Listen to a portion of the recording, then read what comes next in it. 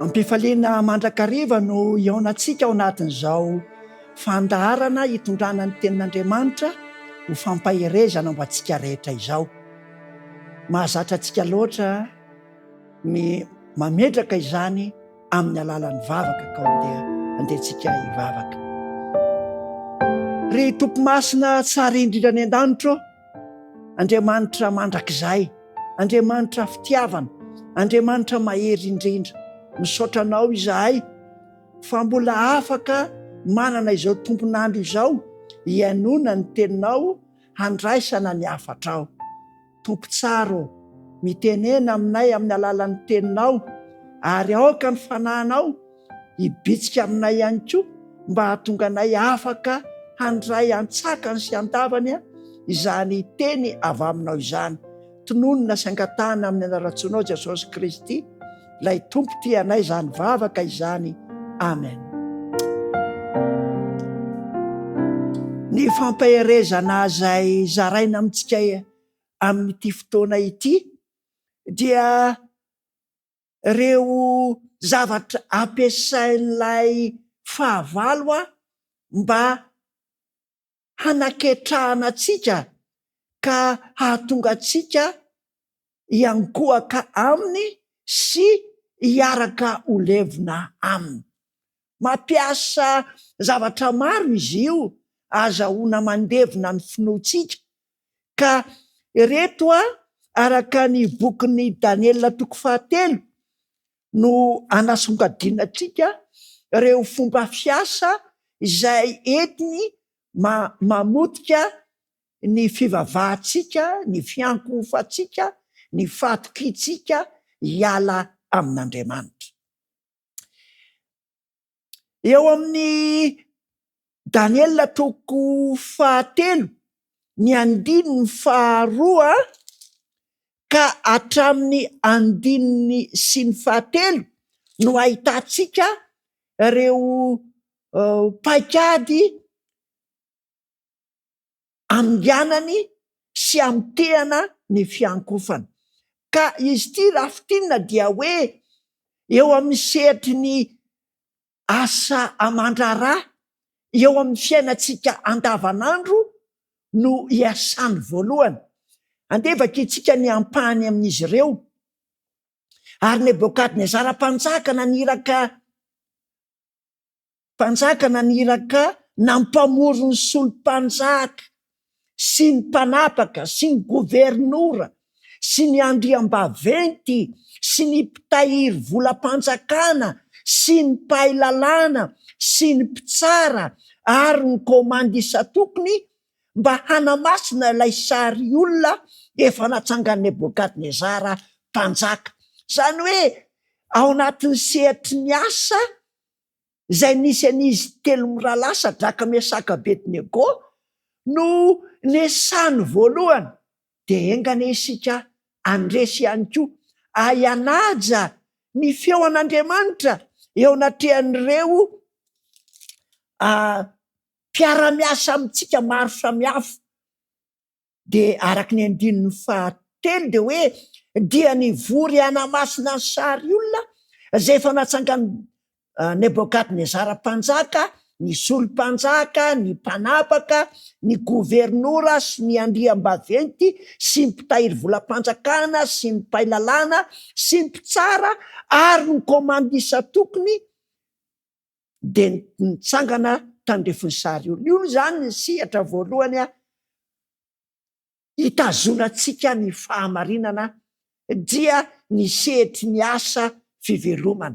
Engane isika rehetra eo natrehan'ny asa fivelomana dia anaiky hatrany ny feo an'Andriamanitra. Ny sehatra faharoa izay tadiavin'ny Satana anamontsanana ny finoantsika ka hialantsika amin'ny fiankofana amin'Andriamanitra mba hiankofantsika amin'izay eritreretiny ho atao, dia voalaza eto amin'ny 7 ka hatrany amin'ny 7 dia ny sehatry ny vakitsika nelay izy ary dia nisy mpikabary ny antso mafy hoe izao no lazaina aminareo ry fokom-pirenena sy firenena sy samy hafa fiteny, ary rehefa mandre ny fanen'ny anjomara sy ny sobaba sy ny lokanga sy ny samboka sy ny vali sy ny symphony ary ny zava-maneno isan-karazany ianareo dia miankofa ka mivavà amin'ny sary olona volamena zay efa natsangan'ny mpanjaka Nebokadnezara. Ary na iza tsy miakoaka sy tsy mivavaka dia tsipy miaraka amin'izay ao anatin'ny lafaoro misy afo mirehatra. Ry havana, ny tontolon'ny fifandraisana sy ny kolotsaina no sehatra anankiray iasany ihany koa.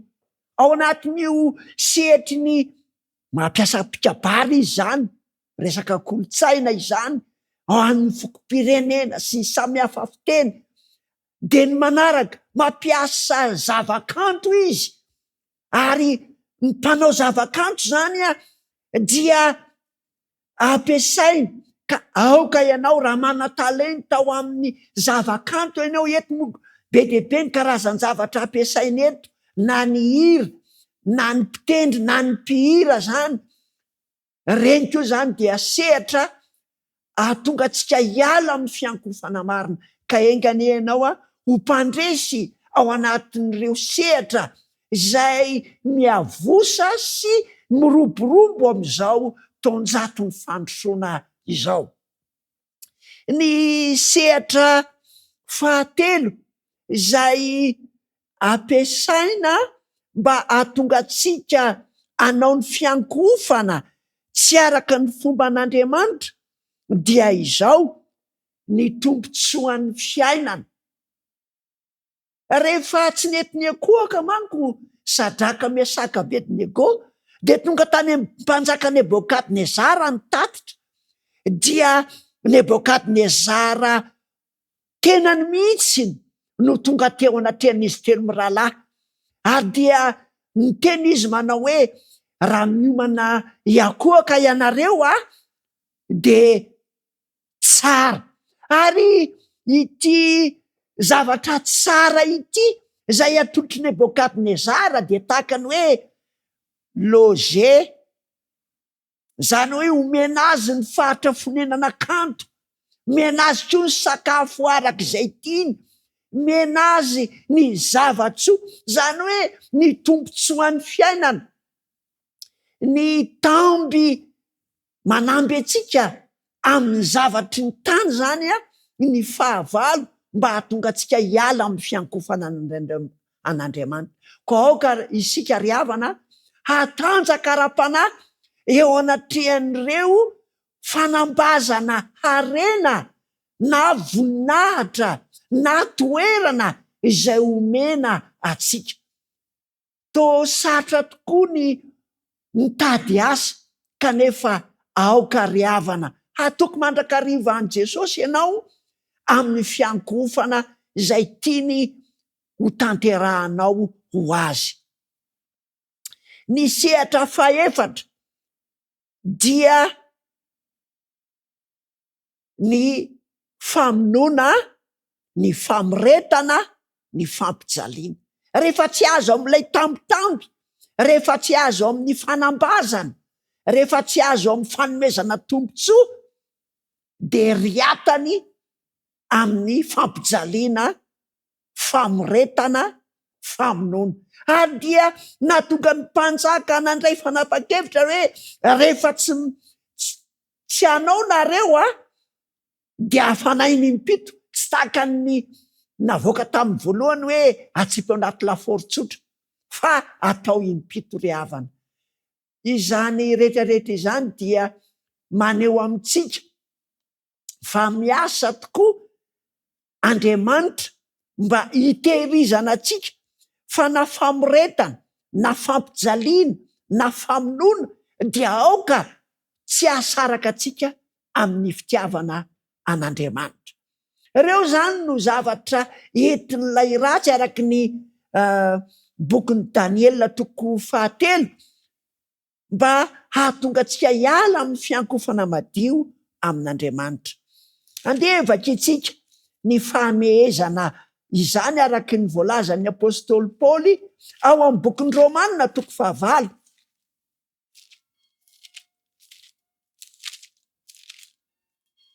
Romanina toko 9.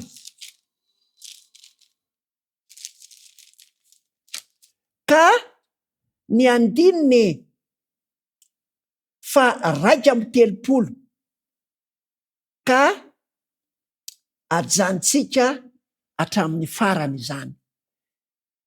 Inona ary no lazaitsika ny amin'izany zavatra izany? Raha Andriamanitra no momba atsika, iza no hahatohitra atsika?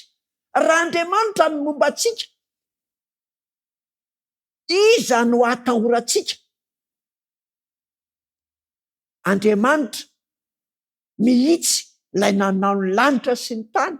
Raha nomba ny Sadraka, Mesaka, Abednego dia afaka ombanao ihany koa. Tsy miova izany Mahandriamanitra zany, ary mbola tsy miendaka eo aminy izany Mahandriamanitra izany, fa hatramin'ny mandrakizay ka ho mandrakizay izany herin'Andriamanitra izany.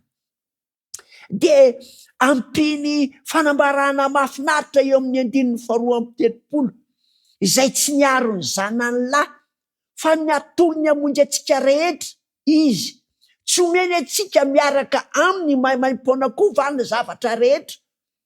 Zany hoe rehefa nanomiany Jesosy izy, dia azo antoka koa fa ny zavatra rehetra zay noforonin'i Jesosy dia omeny izay rehetra manaraka azy. Ka aoka tsy ny zavatry ny tany, ny biantsika, ny talentatsika, na ny fahalalantsika no ianteratsika, fa ity Jesosy Kristy ity zay tsy niaro ny ainy fa nanolotra ny ainy, de omen'Andriamanitra maimaimpona ho atsika koa ny zavatra rehetra. 3:30 Iza no hiapanga ny olom-boafidin'Andriamanitra? Andriamanitra no manamarina azy. Na dia mahazo fiapangana, teny marary, fandatsana azy amin'ny fanarahana an' Jesosy, de zao olombelona ihany ireny fa le Andriamanitra zay any an-danitra kosa dia anome rariny, anome famindrapo atsika. Andriamanitra no manamarina azy. Iza no manameloka? Kristy Jesosy no efa maty, sady nitsangana tamin'ny maty koa, ka mitoetra ao an-tanakavanan'Andriamanitra ary mifona ao atsika. Iza no ahasaraka atsika amin'ny fitiavan'i Kristy? Fahoriana va? Sa fahantrana? Sa fanenjehana? Sa mosary? Sa fitanjahana? Sa loza? Sa sabatra? Araka ny voasoratra hoe, fa noho ny aminao no namononanay mandrakariva, toy ny ondrovonona ny fijery anay. Kanefa amin'izany rehetra izany dia manoatra noho ny mpandresy isika amin'ny alalan'ilay tiatsika. Fa matoky aho fa na fahafatesana, na fiainana, na anjely, na ireo fanapahana, na zavatra ankehitriny, na zavatra ho avy, na hery, na ny any ambony, na ny any ambany, na inona amin'izao zavatra ary rehetra izao, dia tsy hahasaraka atsika amin'ny fitiavan'Andriamanitra zay ao amin'ny Kristy Jesosy. Lay Tompo Andriamanitra ne hitanao manokana, ka tsy ho voarebirebin'ireo fitaovana maro samihafa izay ampiasain'ilay ratsy hahatonga atsika hiongotra amin'ny fiankofana sy ny fanompoana an'Andriamanitra isika.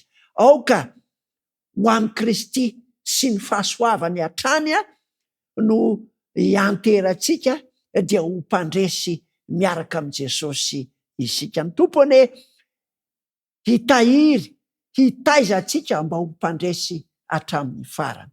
Andeha ankinitsika mbavaka izany tenin'Andriamanitra izany. Ry Jehova tompony maro, ny Andriamanitra rehetra, ary tompony tompo sy mpanjaka ny mpanjaka. Misaotra anao izahay fa na dia maro aza ireo familiana ataon'ny satana eo amin'ny fiainanay mba tsy hanaovanay fiankofana madio ho anao, dia misaotra anao izahay fa noho ny aminao dia ataonao mpandresy izahay. Noho ny amin'ny fahasoavanao dia mamoaka anay avy tao amin'ny lafôry ianao ka manome haja voninahitra eo amin'ny fiainanay noho ny aminao Jesosy io. Tianay ny ananki-po aminao, tianay ny andany aminao, ary sitraka indrindra ny velona araka ny toe-panahy araka an'Andriamanitra. Ko aoka ny fananao masina no ametraka izany toetra izany ho anay tsirairay avy. Aoka tompo tsara indrindra ny an-danitra, ny toetranao mahatoky, ny toetranao be fitiavana, ny toetranao feno fahamarinana, izany no toetra nay tsirairay avy. Aza velanao hijery ny arenan'izao tontolo izao sy ny zavatra omeny ho laharana voalohany eo amin'ny fiainanay izahay, fa aoka ianao Jesosy Kristy no ataonay voalohany, omenay lanja eo amin'ny fiainana, dia hiary toetra aminao mandritra ny mandrakizay izahay. Koa dia aoka tompo malalo ianao ahatanteraka izany ho aminay tsirairay avy. Ampio izahay mba ho mpandresy anatrehan'ireo olana maro samihafa izay mangeja anay. Ampio izahay mba hifikitra amin'ny teny fikasanao. Tononona sy angatahana amin'ny anaratsinao Jesosy Kristy, lay mahefa ny zavatra rehetra izany vavaka izany. Amen.